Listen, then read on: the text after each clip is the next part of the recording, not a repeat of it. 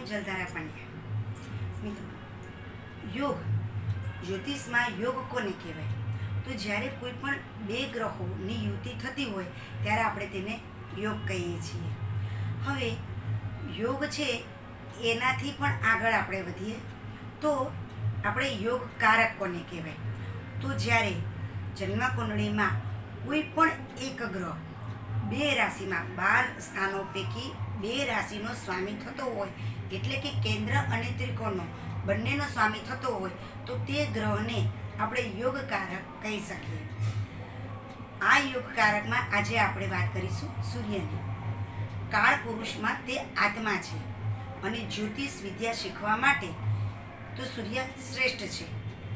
સૂર્ય મેષ લગ્નમાં ત્રિકોણનો સ્વામી બને છે, એટલે કે તે યોગકારક બને છે, અને ધન લગ્નમાં તે ભાગ્યનો સ્વામી બની અને તે ત્રિકોણનો માલિક બને છે, એટલે તે યોગકારક બને છે। સૂર્ય એક જ રાશિનો સ્વામી છે અને તે છે સિંહ રાશિ। સિંહ રાશિમાં સૂર્ય સ્વગૃહી બને છે અને મેષ રાશિમાં તે ઉચ્ચનો બને છે। હા, સિંહ રાશિમાં 1 થી 20 અંશનો જે સૂર્ય છે તે મૂળ ત્રિકોણ રાશિનું ફળ આપે છે। મિત્રો, સૂર્યના ચંદ્ર, મંગળ અને ગુરુ તેના મિત્ર છે, જ્યારે શનિ, રાહુ અને શુક્ર તેના શત્રુ છે અને બુધ તેના માટે સમ છે। જન્મકુંડળીમાં સૂર્ય મેષ રાશિમાં શુભ ફળ આપે છે, તેવી રીતના 8મા 12મા સ્થાનમાં અશુભ ફળ આપે છે। બીજા, ત્રીજા અને 11મા સ્થાનમાં સૂર્ય મધ્યમ ફળદાયી છે। મિત્રો, શુભ સૂર્ય હોય તો કેવી રીતના કહી શકીએ? તો એવા વ્યક્તિઓને ખાસ જીવનમાં યશ, કીર્તિ અને પ્રતિષ્ઠામાં વધારો થતો હોય છે। આવા વ્યક્તિઓ જાહેર સમાજમાં ખૂબ આગવું સ્થાન ધરાવતા હોય છે। સમાજ સુધારક તરીકે પણ તેની આગવું સ્થાન હોય છે। સરકારી ક્ષેત્રમાં, સરકારી વેપારમાં, બેંક જેવી સારા હોદ્દામાં તેઓ નોકરી કરતા જોવા મળે છે, તેમજ રાજકીય ક્ષેત્રે પણ સફળતા પ્રાપ્ત કરતા હોય છે। સૂર્ય શુભ હોય તેવા વ્યક્તિઓ ખાસ સત્તા શોખીન હોય છે। તેઓ સ્વાભિમાની પણ ખૂબ હોય છે અને અપમાન સહન કરી શકતા નથી।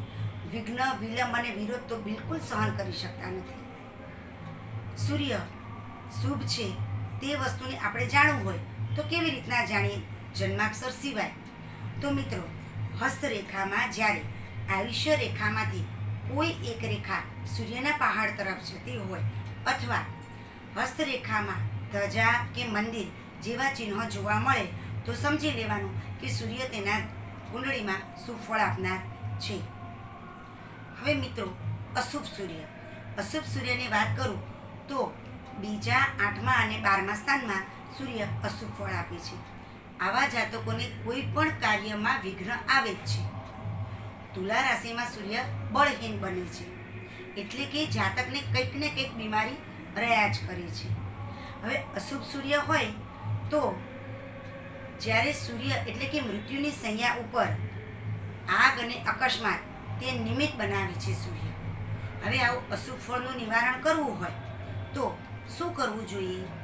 તો ખાસ સૂર્યનો મંત્ર ઉપાસના કરવી જોઈએ, સૂર્ય નમસ્કાર કરવા જોઈએ, રવિવારે ખાસ સૂર્ય આદિત્ય હૃદય સટીકનો પાઠ કરવો જોઈએ અથવા સૂર્ય કવચ તો દરરોજ કરવું જ જોઈએ।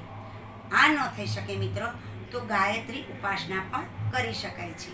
મિત્રો, તમને મારો આ વિડીયો પસંદ આવ્યો હોય તો મારી ચેનલને સબસ્ક્રાઈબ કરજો, લાઈક કરજો અને કોમેન્ટ કરવાનું ભૂલતા નહીં। જય શ્રી કૃષ્ણ।